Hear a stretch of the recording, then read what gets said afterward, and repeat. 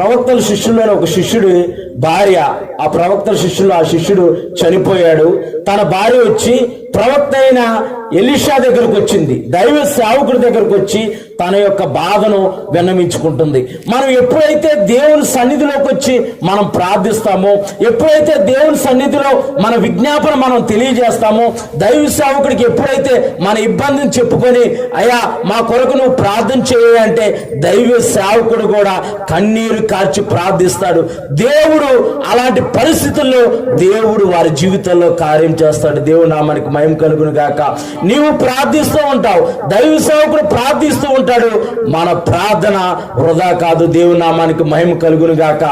ఇక్కడ దైవ సేవకుడి దగ్గరకు వచ్చి ఆ శిష్యుని భార్య చెబుతుంది, నా భర్త బ్రతికి ఉన్నంత కాలము నీ దేవుని యందు భయభక్తులు నిలిపాడయ్యా, ఇప్పుడు అనుకోని పరిస్థితుల్లో నేనున్నాను, నేను విధవరాల్ని,